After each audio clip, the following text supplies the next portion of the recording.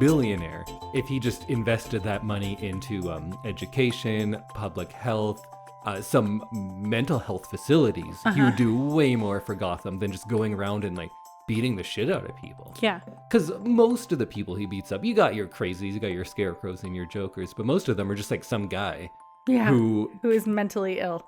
Well, they are the mentally ill ones, I would argue. I think the rest of them are just like petty crooks who need the money. Mm-hmm. And Batman's just perpetuating his own cycle because you're just some guy, you have no money to take a job for like the Penguin guarding a jewel or whatever, I don't know. And then Batman comes along, breaks your legs, you're in the hospital, you can't afford those bills. No. There's no support network for you. So what do? You turn to a life of crime. To make money. It just keeps... It's a vicious cycle. It is, and it goes one of two ways. You either go into a hospital and you get addicted to painkillers or something, or you're going to jail. Right. Who do you think's funding all of the pharmaceutical stuff and the Batman. Private prisons? Fucking Wayne Industry. Yeah. Batman. He's just propping himself up. He doesn't want change. If he wanted change, he would invest that money into the community. But instead, he's just going around and breaking people's necks. Yeah. Breaking legs, getting them in the hospital or jail. Make just more so they money can for come him. out and do it all over again. Well, Fuck man. Batman. He doesn't want change. He wants violence is what he wants. He wants to beat people up. I guess that's fair. That's what Batman's all about. Beating people up. Yeah. Mm-hmm. Oh, hello there, and welcome to a very special episode of I Love This, You Should Too. Today is our 200th episode, and so we're going to give out some awards to the last 50 movies that we watched. Movies from the last 50 episodes. Yes. Because I think we get one movie every 2 episodes. Right, yes. About. From the last 50 movies that we watched. Episodes we had. I'm Samantha Randhawa, and with me is Indy movie guy Randhawa. Oh, I'm the movie guy? Yeah. All right. You are the movie guy. I don't know. You host a movie podcast. You host a movie podcast. True. And we here at I Love This, You Should Too are members of the Alberta Podcast Network, which is locally grown and community supported. Hi, Indy. Hello. Are you ready? 200 episodes. That's pretty crazy, huh? That's a lot of episodes. That is. It has gotten to the point where I don't remember episodes we've No, done. me too. This was last season, but I spoke on like a live episode of a panel about women in podcasting, and I said that we were coming up on 150 episodes, and everyone's necks just like snapped around and looked at me, and they were like, "Oh my God, wow, congratulations." Yeah, we've never missed a week. We've never missed a week. There was that one week where I was 3 hours late, but I don't know if that many people noticed. But we're here. We're here for you, fans. Yeah, so pay us. Well, like Sam said, today is our 200th episode, so we are going to give out a bunch of awards to movies we have watched. Things like Best Animal Friend, Villain We Agree With, Best Look and Style, and I guess like Best Worst Movie as well. Mm-hmm. And we'll go over some hardcore stats because people love statistics. Everyone loves statistics. And I guess we'll talk about what we're going to do over the next season. This will cover movies from episodes 151 all the way up until now. But before we get into things, let's hear from our first sponsor of the episode. And that is the Well Endowed podcast by the Edmonton Community Foundation, which explores the impact of passionate people who are working to make Edmonton a strong, vibrant city to live in. The Edmonton Community Foundation helps people create endowment funds. The podcast tells the story of how those endowments intersect with the community. And if you want to hear more from them, you can listen to the Well Endowed podcast wherever you listen to us, or you can visit thewellendowedpodcast.com.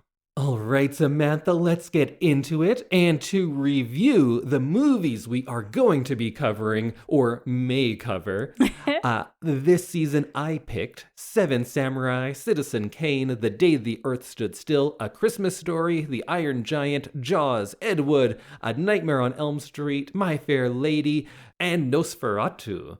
What were yours this season, Sam? My picks this season were Bring It On, Cheer or Die, Falling for Christmas, Where the Crawdads Sing, Step Up Revolution, Step Up 3D, Step Up Year of the Dance, Oh, yeah. Top Gun, Pretty Woman, Crossroads, and Step Up All In. Not sure why that one's not with the rest of the Step Ups. It's a special one. Yeah, it needed its own mention. So we might have minor spoilers, because if we're talking about why a movie's great, we might talk about that movie, but not too many. Yeah. But let's get into things.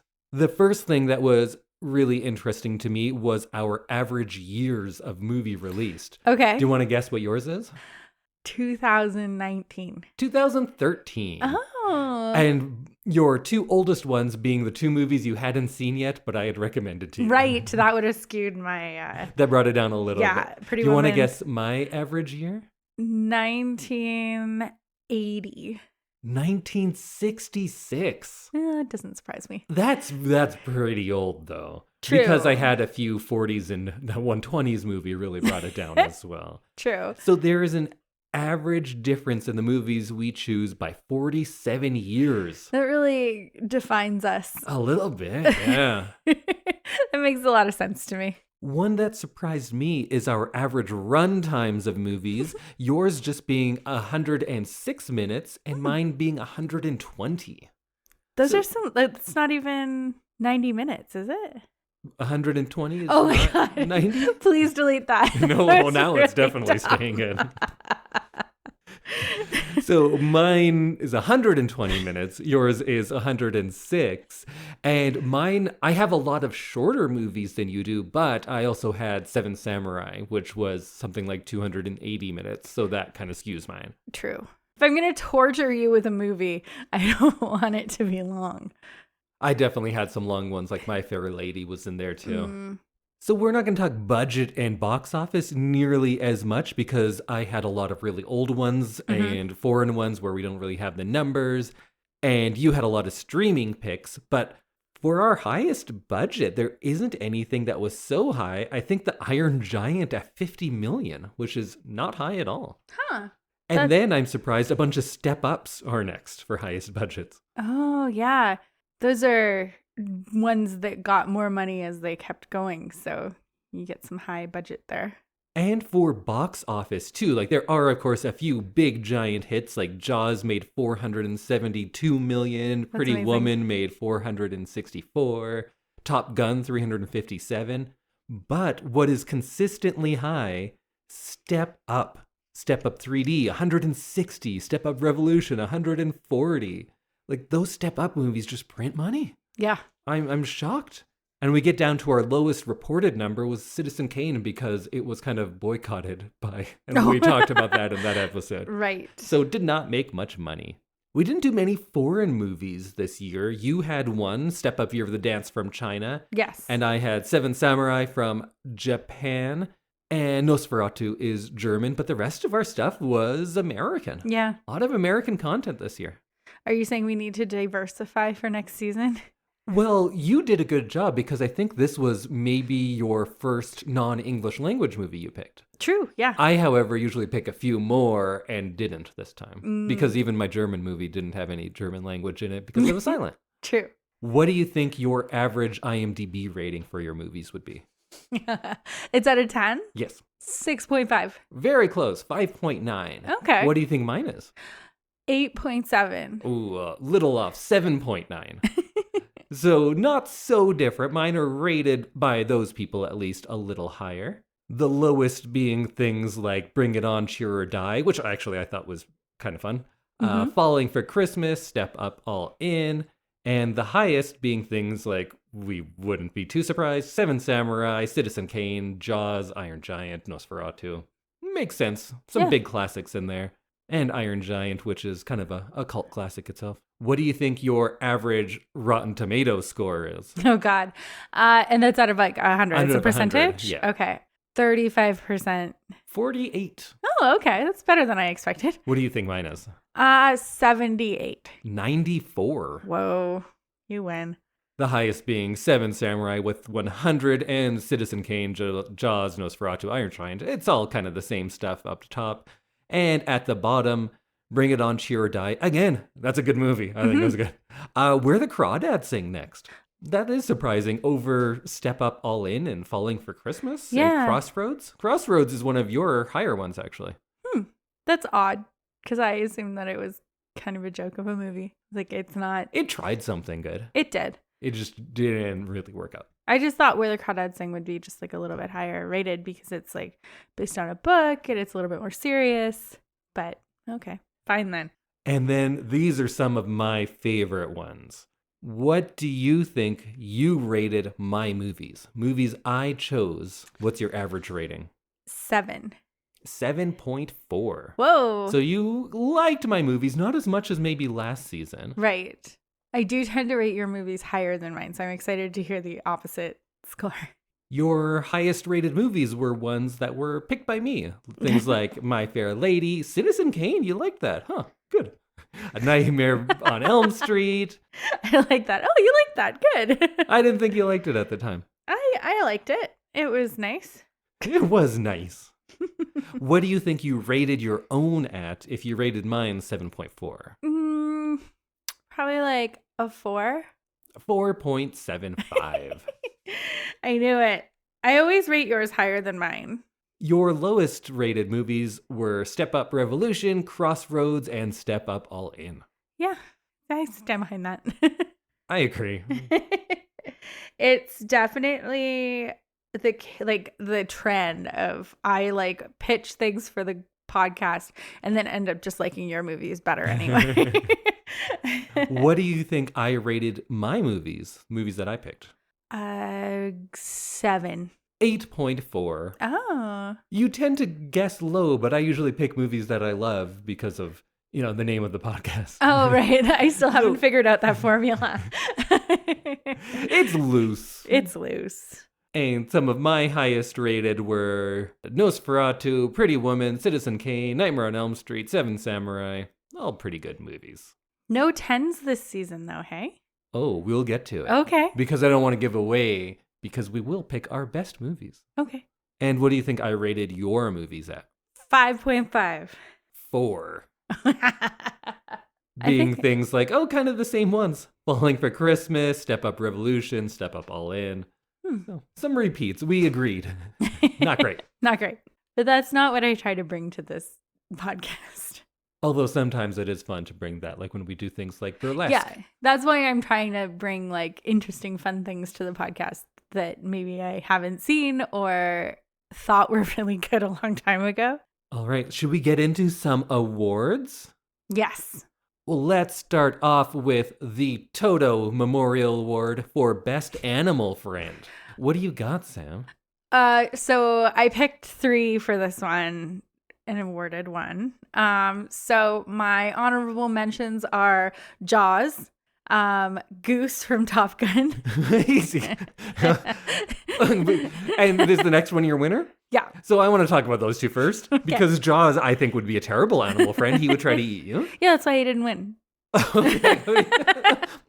Yeah, there weren't that many animals this season. Goose, I would say not an animal at all, but a human. But he has an animal name. Oh, okay. Yep. Yeah. I like it. Oh, and who's the winner then? The winner is the Iron Giant. Great. I'm not going to argue that because Iron Giant was one of my honorable mentions. Perfect. Because I know he doesn't fit in Best Human Friend, but he's the best friend. He is the best friend. He should have won because he is such a good friend. But I'm interested to know who you picked to win. So I had honorable mention to the Iron Giant. Also, Sunday Justice, the name of the cat in the jail cell in Where the Crawdads Sing. Yes, yeah.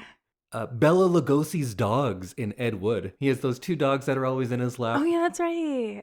But my winner from the Nightmare on Elm Street series is Jason, the dog. Oh, Jason the dog. Because my favorite thing about Jason?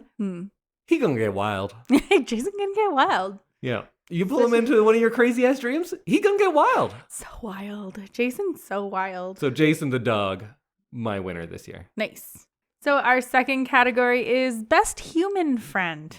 Indy, who do you got for it? So here I went with Goose. Okay. Because he is a human and he is a great friend. Okay.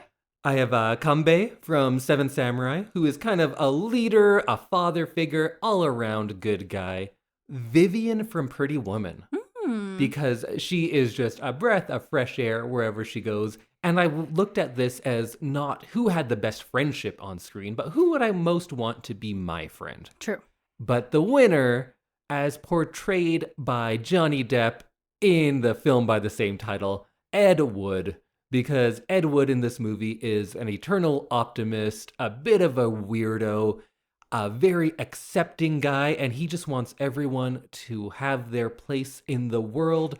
He's willing to come to your house in the middle of the night if you call him and go, Eddie. He's going to help you out. Right. You need someone to help you move, Ed Wood's coming. You need someone to check you into a rehab, Ed Wood's going to do it for you. I think he'd be a great friend. So for this category, I had Kaya from Where the Crawdads Sing, because I feel like she'd be like an interesting friend to have, and I think that we're different enough that it would be like opposites attract friendship. Britney Spears in Crossroads. Interesting. I think she would not be fun to hang out with at all. She starts out very judgmental and then does all the things she was judgmental about, but doesn't see anything wrong with that. So I think this is because I grew up in the time when Britney Spears was like the coolest. So I think being friends with her would be interesting. Britney Spears, not her character. Yeah, I guess so. Okay. And for best human friend, I picked Moose. Moose. Yeah, good call. Yeah. Because he seems like very loyal and fun, and he's a good dancer, and he can win dance battles. And of course, that is Moose from the Step Up series, yes, parts sorry. 2, 3, and 5? I think so. Not to be confused with Goose. Right. Wait, how come Goose gets nominated in Best Animal Friend, but Moose gets nominated in Best Human Friend? I don't know. It seemed right in the moment. Oh, and that was, I've been calling that our Sisterhood of the Traveling Pants Award for Best Friend. Right, yes. Next, we have the Kate Hudson Memorial Award for someone you hate, but was not meant to be hated by the movie. You know Kate Hudson's not dead, right? Who did you have for this one? I picked Chase from Where the Crawdads Sing. But he's the villain of that movie. I couldn't pick anybody.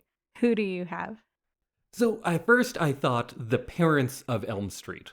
Oh, yeah. Because they just won't do anything. But then I look at it, it's like, no, they are the villains, though. Yeah. Not the villain, but they're villains in that movie. So I couldn't pick them. My next thing would probably be the best friend who's also like a hacker in Step Up Revolution. Oh, yeah. I hated him. And then there's that Karen choreographer who has that like real harsh haircut and is just a jerk to everyone, but she's supposed to be inspirational. Yes. I hated her, but who I have to go with is someone who is supposedly the charming love interest of a movie, and that is Henry Higgins in My Fair Lady. Because he's a real piece of shit. He's abusive to our heroine, played by Audrey Hepburn. And really I hated him, but we're supposed to think that he's a suitable love interest? Yeah. And that she should stay with him? Yeah. I think that's Stockholm Syndrome. Like, he's clearly kept her captive to the point where now she just agrees with everything he does. Or does she? Or does she? Listen to that episode. We get it all into it. But yeah, he was a dick. And our next award is the Villain Who Was Right Award. Oh, the Magneto Award. Yes. So for this one, the obvious pick for me was Iceman from Top Gun, because he was correct. Maverick is dangerous. You know where I'm going to go, so I'll just give you my runners up. Okay. The dad, as portrayed by Dan Aykroyd in Crossroads, who's like, don't go across state lines with a convicted felon. Yeah. Yeah, that's being a good pretty dad. obvious. I also picked the shark in Jaws. Because it's like, yeah, fuck those guys. Yeah. That's your land. Stay out of the water. Yeah. You have all that land, you're coming into my house? Yeah. Then, yeah, you're going to be a snack. But of course, Iceman is the winner. Yes. Iceman was right. Tom Cruise, Maverick, flies dangerously. And he says, I don't like you because you're not safe. Yeah. And he was right. Yeah. Iceman follows all the rules and still gets great results. People's lives are on the line, Maverick. Fucking grow up. Exactly. Maverick. This next category, I'm very excited to hear your answer because we had suggestions from listeners. They wanted best haircut, best outfit, all sorts of things like that. So we combined it into one, just best look. And you can define this how you see fit. So what do you have for best look and how did you define it? So I went overall kind of the amount of, I guess, intervention or access they would have had to things in the movie. Does that make sense? Sure. Like what you did with what you have? Yeah. All right. So my first person honorable mention was Lindsay Lohan in Falling for Christmas because she was rich. So she had like access to whatever she wanted. But most of the movie, she's wearing things that were found in a lost and found box. Very true. They were some great pieces, though. They were some great pieces. My second is Eliza from My Fair Lady. Of course. But because she had all of Henry Higgins's money to play with. So I felt like she wasn't as resourceful as some people in this category.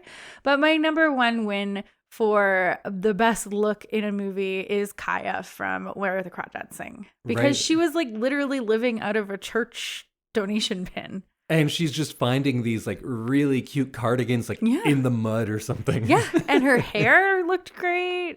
Her skin was nice and like beautiful. So for someone who lives in mud, she looked sharp always. Exactly. So I was really impressed with the amount of kind of ingenuity that she had to find outfits kind of almost out of nothing. So first I thought of whose look added the most to that character. Mm-hmm. And I had Count Orlok in Nosferatu. Oh my goodness. That long coat, those weird shoulders looked fantastic. The fingernails. Yeah. Yeah. Kikuchio from Seven Samurai, played by Toshio Mifune, who at one point is wearing stolen samurai armor with his ass hanging out, and he's running at people like crazy because that embodies that character. Mm-hmm. But then I also had to come to Eliza Doolittle.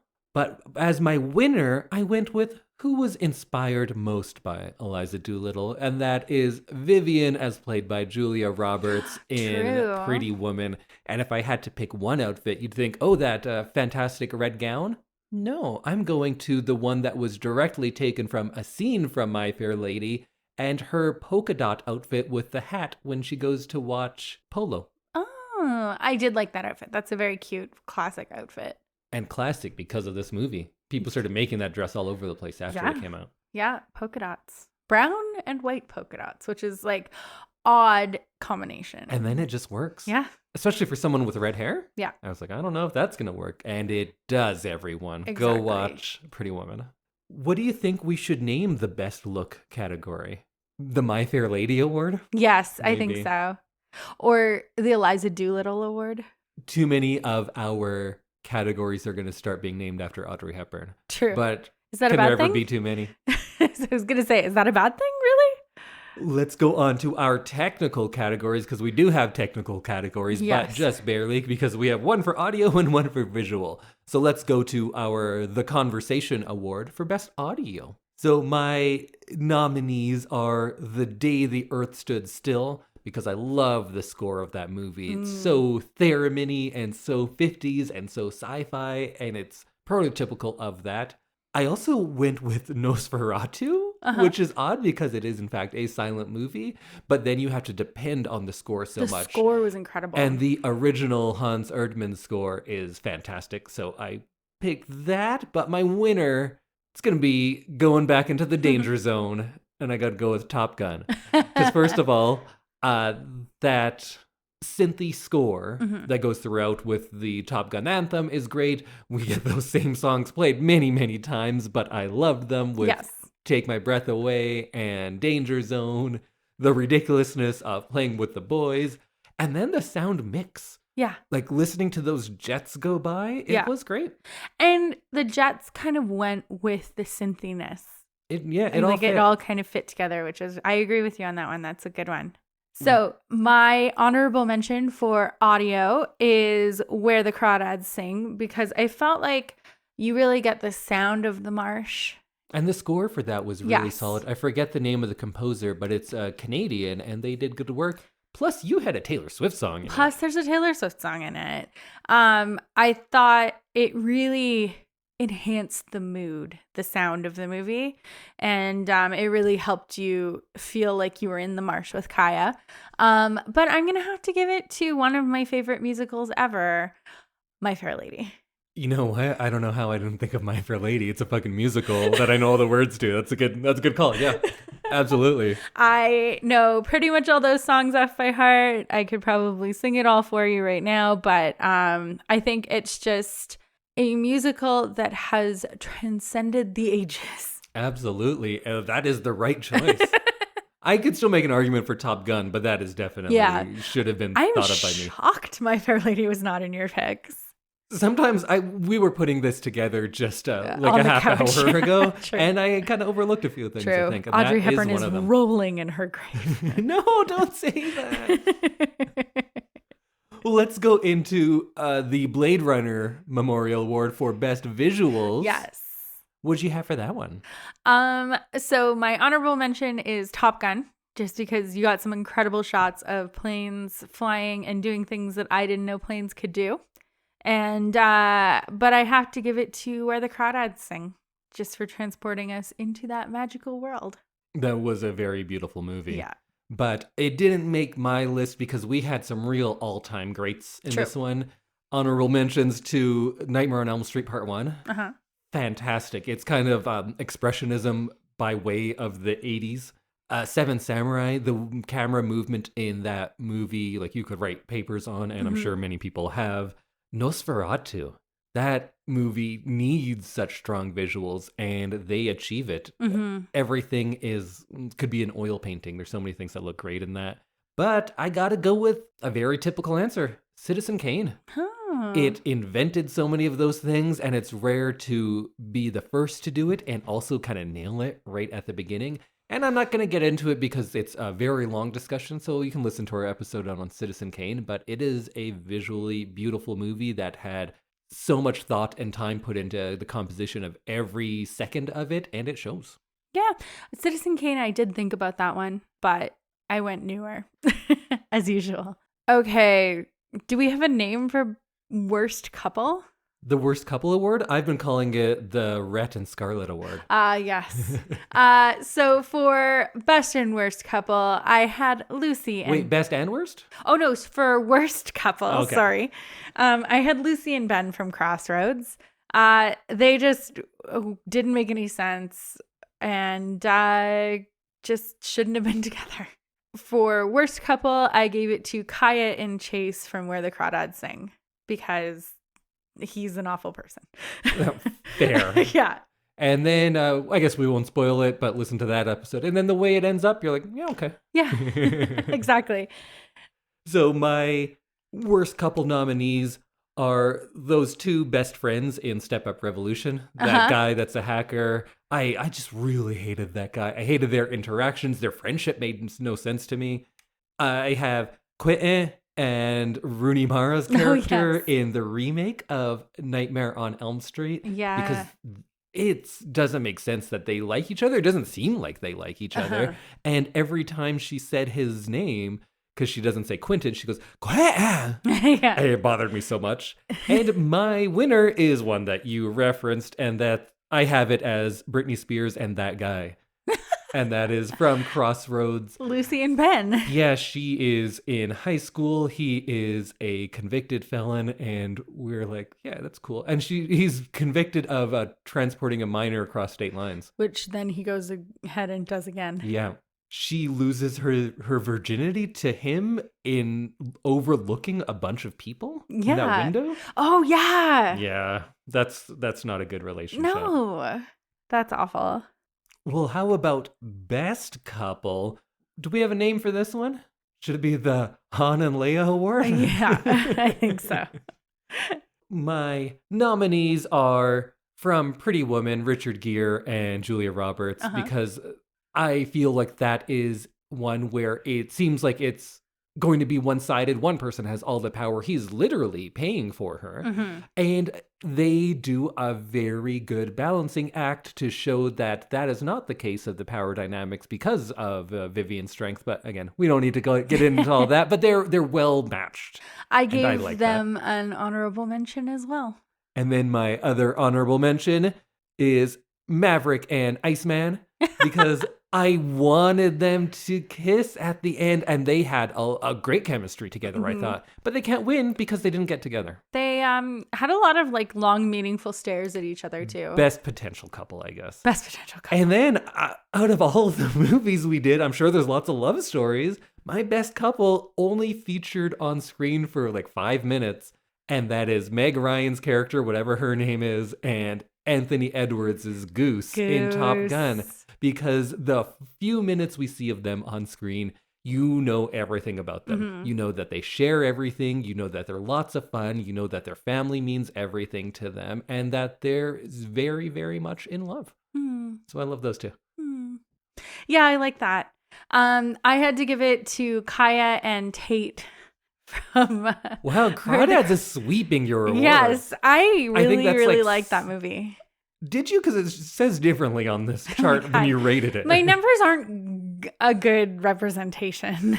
It says you liked it a 6 out of 10, which is underneath movies like Christmas Story, Ed Wood, Jaws, The Day That the Earth Stood Still, Iron Giant, My Fair Lady, Seven Samurai, Nightmare on Elm Street, Citizen Kane. Well, it's no Pretty My Fair Woman, Lady. Nosferatu. It's no Nosferatu. I'd agree with that. So another one for Where the Crawdads Sing. Yes. So our next award goes to Who Would You Least Want to Be Haunted By? Oh, yeah. This, I think, should be the Xtina Memorial Award because it started with her performance in Burlesque. Right. Because I just thought it would be the worst ghost. Just be like, I had to give this one to Jaws, the shark. Oh, shit. Yeah. But can you just go on land and then you're fine? No, because I assume that ghosts can, like, not be in water. So do you think a ghost shark could get you in an apartment building? Yeah. Oh, see, I don't know about that because I think it wouldn't haunt a place that it's never been. I feel like ghosts are tied to a location. True. But maybe like the beach, the ocean. Sure, yeah. You could get eaten by a ghost shark. It would ruin the beach for you. That's true. That's true. And they're like pretty safe on land. Pretty safe. But I think it would really suck to be haunted by Jaws. I'd agree with that. Yeah. Nobody wants a ghost shark. No. Although I would watch that movie. Ghost shark? Jaws 6, Ghost Shark? I bet there is a ghost shark movie out there. Oh, there probably is. Yeah. So who do you have, Indy? Nominees: Lindsay Lohan's character in Falling for Christmas, the before head injury, because she's just annoying as fuck. Really and she's a bad person at that point. You have your typical answers of Nosferatu or Freddy Krueger, because that would be terrifying. Yeah. But I'm giving it to, from Step Up 3D, I think, the House of Pirates, who are a bunch of dance pranksters. Like, they break into your house and hide fish everywhere. Right. And then they're just dancing at you. They're going to be playing their music loud. Yeah. They're going to be making lots of noise because they're dancing all the time. True. Lots of stomping. And then you have fish smells on top of that. True. Sounds terrible. Gross. I agree with that one. That's pretty bad. How about for the Dawn of the Dead Award, for which movie would you like to see remade? I had a really hard time with this one. But because we're able to do more live action stuff now with CG and stuff, I said The Iron Giant. Oh, a live action Iron Giant? Yeah. But it's like a throwback 50s sci-fi? Yeah. Oh, I'd watch that actually. I think that would be really cool just with the technology that we have now and the ability to like film things really big. That actually would be very interesting. I think that would be really good. I said Nosferatu because it is in fact being remade by Eggers, and we were talking in our Nosferatu episode about Willem Dafoe's performance as Max Schreck playing Count Orlok in Shadow of the Vampire. And since then, we've learned that Willem Dafoe is going to play Nosferatu. In the remake. Amazing. So I don't think any of those movies need to be remade. Will I see this one? 100% I will. I have A Nightmare on Elm Street 3 because that was a fun one. But I feel like what they need instead of a remake is they need more sequels. Just do one every 5 years, not to the new universe that they made, but from this original Freddy. Let's just do parts 7, 8, 9. Yeah. Not one a year like they were doing with all the jump, just once every now and then. Yeah. So I went with what would I most like to remake? Okay. And what could I actually do, because I'm not a great filmmaker, and what I think I could actually shoot and do a better job of. Bring It On, Cheer or Die. Yeah. I know my cheerleading now. Yeah. I've watched a lot of cheerleading documentaries. And you have a live-in cheerleading consultant. I feel like I could do a lot of solid jokes for the cheerleading crowd. And I know my horror. So I feel like I could do a lot of stuff for that crowd. And I think I'm good at punch-up comedy. And that's what this movie needs most. So I would love to remake Cheer or Die. Oh my God, I would totally watch that. I would help you. Yeah. And then I would watch it.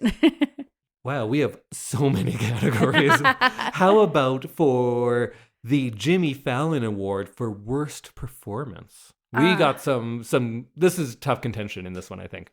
I just came up with one. Who's that? Britney Spears in Crossroads. Because she's not an actress. No, that was clear. Pop singer who was just given a movie. And I think that she didn't do a very good job. I can see that. Britney Spears is very talented, but I just don't think she did a good job with this material. I didn't even have her as a nominee. I had Mateo in Cheer or Die. That could have been a funny performance. Oh, 100%, yeah. I think that one I picked because I was like, I could do that role and I'd do it better. I have Rooney Mara in the remake of Nightmare on Elm Street because she sleeps through the whole movie in the scenes where she is not supposed to be sleeping. Yeah. Tracy and John in A Nightmare on Elm Street 6. Oh. Tracy's the one that's just angry all the time for no reason. They were bad, but I have to give it to an ensemble. Not from one movie, but all of the male leads in the Step Up franchise. Oh. You tend to have one charismatic female, you have a charismatic side character, usually Moose. Yeah. And then you have the most bland, the most boring, but vaguely handsome hot guy dude. Yeah. being the male lead. And it's always the weakest part of those movies. I 100% agree with you. You put someone interesting in there, that is a much more enjoyable movie. Yeah. But they chose not to. I think they should have just kept going with Channing Tatum. Well, if they could afford him at that point, I'm sure they would. Yeah. But even Channing Tatum in this movie, in his Step Up movie, he is bland as well. I think, he really came into his own once he started making bigger films. Well, I think the roles are also written to be very bland. True. And our next category is Best Performance. The Audrey Hepburn Memorial Award. Yes. So for this one, I had Goose from Top Gun as a runner-up. Great, yeah. Classic, amazing performance that was pretty much like carried over into the next movie, into the second movie. You felt like Goose was there. And if we had a Best Supporting role, maybe that would be Goose's win. Yeah. Because I think even though he obviously wasn't in the second Top Gun, you could really feel him in it. He had created such a big legacy in the first one that it really carried over to the second one. So Goose is my runner-up. But my best performance is Audrey Hepburn in My Fair Lady. Can't argue with that. I'm giving Audrey Hepburn the Audrey Hepburn Award. What about you, Indy? I only gave her a nomination. Yeah. Because I would pick an Audrey Hepburn every year then. True. Other nominees, Julia Roberts in Pretty Woman. Mm-hmm. She was so charming in that. Charming. Orson Welles in Citizen Kane. Mm-hmm. I feel like he gets all the credit for being the director of that movie, but you sit and watch his performance as this man ages and grows more cynical and darker. It's a very good performance, but I have to give it to Martin Landau as Bela Lugosi in Ed Wood. Oh, that's a good one. One of the best supporting performances in film, really. Mm-hmm. I thought he was just fantastic. And if you ever watched old Bela Lugosi movies, it's amazing to see him kind of just being embodied by someone who is not him. And then even in that, because there's so many great roles where someone is just being somebody else. Mm-hmm. And that is a talent for sure, but I kind of hate it when you just give the best actor to someone who is like playing Freddie Mercury or Elvis, or like just because they're doing a good impression. Because that is a talent, but that's not it. Mm-hmm. But Martin Landau in this is not just Bela Lugosi. We get to see Bela Lugosi go through like elation to being completely destitute. There's so much range in his performance of Bela. Okay. All right, we're getting into the big awards now. It's at the end of the night when they roll out the big guns. Let's start with the Bride Wars Award for Worst Film. My nominees, Falling for Christmas. Uh-huh. Yeah, listen to the episode. It's not good. Step Up All In. which is the worst of all the step-ups, and you really thought everyone's coming together. This is going to be the best one? No, it was terrible. The worst step-up movie, I think.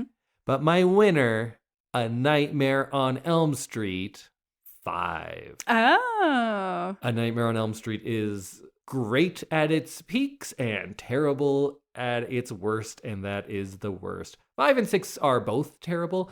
5 I thought was especially bad, but go listen to that whole franchise. Yeah. Because we reviewed them all. I thought 5 was the worst. My winner for this one was Crossroads. I thought it was going to be a lot better than it was. I was really disappointed with some of the content in it, and just wasn't great. Agreed 100%. But the reason that one didn't make it for me is it was fun to watch. Yeah. It was poorly done. It was a bad movie, for sure. But it was, if I had the option to watch that or Falling for Christmas, I would choose Crossroads for sure. Oh, interesting. Falling for Christmas, I found very little redeeming qualities to it. Oh, okay. So in our big category of the night, best film, which I think we were calling the My Neighbor Totoro Award, because that was the first movie we both gave 10s to. Yeah. Way back in episode 10 or something. So my runner-up is Top Gun. Wow. Runner-up. That's amazing. You love Top Gun. I love Top Gun. That's pretty cool. All right. Interesting. It was super fun to watch. It was one that I'd probably watch again if you wanted to. And it was a good time. It was fun, and it kind of took over our lives. We listened to the soundtrack. Well, that soundtrack. We've been talking about Top Gun for a week straight. I like Top Gun. It was a fun ride. But my best film of the season is My Fair Lady, which is a movie I've seen many, many times over and still love. Can't argue with that. No. Great soundtrack, sing along. What more could you want? I got nothing. There's nothing more you could want. Exactly. I went with big, heavy hitters as well, because we had a lot of historically great films in this season. So nominees, My Fair Lady. You covered it. You got it. Citizen Kane. Right. It's fucking Citizen Kane. It's Citizen Kane. Seven Samurai. It's fucking Seven Samurai. There is nothing to be said about those two, nor for the first one. And my best film, Nosferatu. Oh. I knew I loved this movie. I hadn't seen it in many years. I didn't think I would have as much fun watching a silent film as I did. And it's a silent movie that I wanted to rewatch, which is pretty amazing. Yeah. So Nosferatu, my film of the year. Nosferatu is up there for me, for sure. That's amazing. And you're like, oh yeah, that movie from the 1920s. If I told you at the beginning of season 1 or even 2 that you'll love silent movies, you wouldn't believe me. No, I wouldn't. And I think our listeners wouldn't believe you either. So then we have one last hypothetical one, because I initially thought our podcast would be a lot more things like this, like weird hypothetical situations. Okay, yeah. But which world would you most want to live in? If you get to be in one of these movies, you're in this world. Which world are you going to? I gave an honorable mention to Top Gun because it seems fun, flying jets around, being real cool, wearing awesome sunglasses. Oh, you think you would be in the Navy? Yeah. But you could be in the Navy now. True.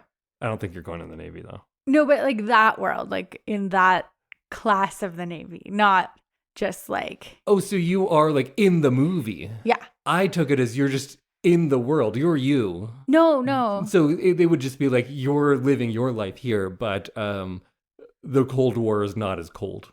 Oh, no. Okay, you went with you're in the movie. What movie would I want to be in? Oh, then I might change my answer. What movie world would I want to be in? Okay. But I decided I ultimately wanted to live in Mrs. Higgins' house in My Fair Lady. Oh, yeah. Because there's that beautiful garden, and she's very proper and nice, but also kind of fun. Do you have indoor plumbing? Yes. I assume so. Maybe not. No, I still say you couldn't really have a job. True. Not easily. No, but all she wanted was for Eliza to have tea with her. Yeah, but what are you doing the rest of your life? Just napping and Wearing nice dresses? I feel like it's the question with time travel. What time would you go to? There's very few times in the past I would go to as a English speaking but not white person. Like I don't think I'm going back. True. Very true. I guess if you're like in a scene of a movie, then I would have all sorts of different options. Or to be in the movie like you're one of those characters, it would be very different. But I just said, I am me, but I live by the rules created in this world. You took this one very differently than I did. So I went with movies that I don't necessarily like, but would be a good place to live. Like Falling for Christmas. Yeah. Everything's going to work out. Ski Town. Well, I wouldn't be living there. I'd be living here. Oh, okay. It would be a world that if I lose my job and don't have money, people would gather together because of my Christmas spirit, and everything would give be fine. You checks. Yeah. If your wife dies, you'll carry that memory, but you're going to find someone else that your child loves just as much right away. No big deal. And they're going to be super loaded. So like those are good.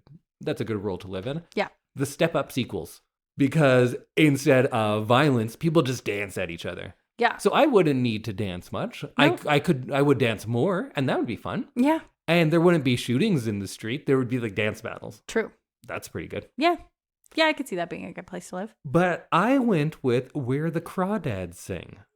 Because this is a world which made me angry about the movie, but good about if the real world were like this. Yeah. No real racism. No. If you're in the 60s in Carolina and you're black, you know what? You'll do fine.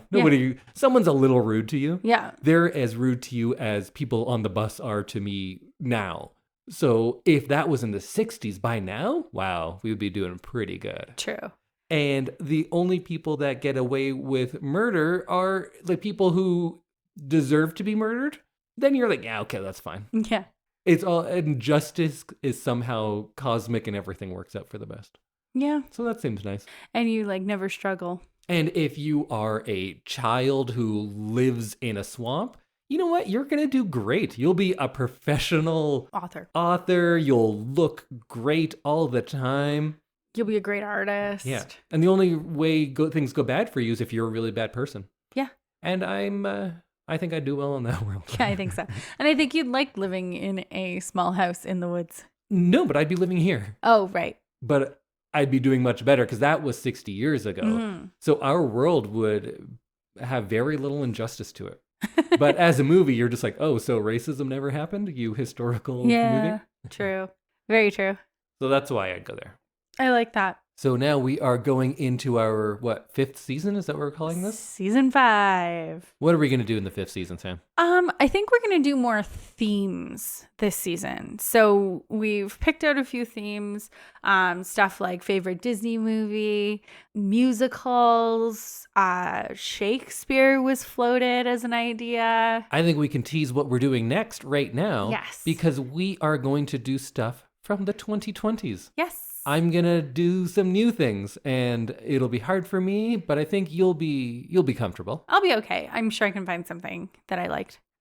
So our next couple of movies are going to be new movies. And I think at some point, maybe we should get into we each pick one and then we let the audience pick one too. True. Yes. That'd be fun. And I'm excited about this. I'm excited to kind of have more movie pairings like we did with Pretty Woman and My Fair Lady. And there were a bunch of things that you picked that had the schedule been different, I was like, oh, I have a great movie to play off of that. Right. Yeah, this was a hard one because of Christmas and like Halloween and how many episodes we did then. And what should we do for Halloween this year? Because we're skipping Christmas because Christmas is canceled. No, I love Christmas. Yeah, I did too. It's too bad it got canceled. What about for Halloween? Jason? We could do all of the Friday the 13th movies. I could do more dog movies, yeah. We could do maybe the 4 best vampire movies. Yeah. We each pick some vampire ones. We could do the Romero, Night of the Living Dead, Dawn of the Dead, Day of the Dead. And then even if you really want to get into those last couple as well. Mm-hmm. So many options. Okay. We'll figure it out. But yeah, so we have some great ideas coming up for the next season. And I'm excited.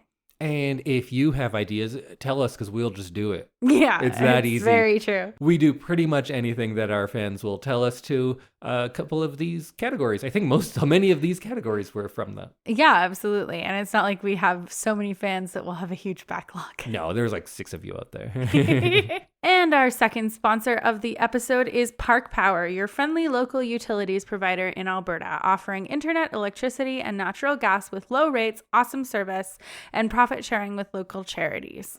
In Alberta, you get to choose who you buy your internet, electricity, and natural gas from. If you choose Park Power, you are choosing a positive local business. Plus, Park Power shares its profits with local not-for-profits that are working to make a difference for their communities. Shopping local is very important to Park Power, and we love local here at Alberta Podcast Network, so it's a great fit. Learn more at parkpower.ca.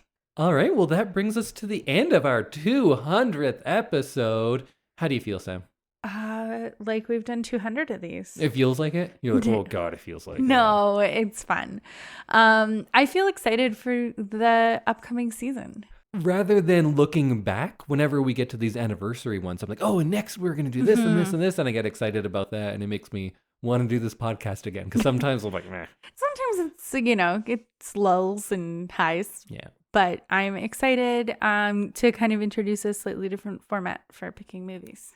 All right. Well, we will see you next week when we each have a spoiler-free thing of the fortnight. And then I'll pick a movie which is from the 2020s. Ooh. Yeah. Have you seen movies from the 2020s? I have like 6 or 7 of them. Oh, okay. Yeah. Perfect. I trust that it's going to be an epic movie. That is the right word, actually.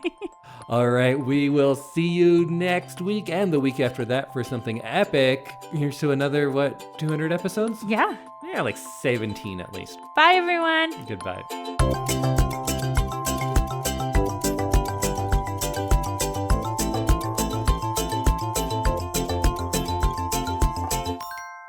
Okay, and our... Is there a snake in there?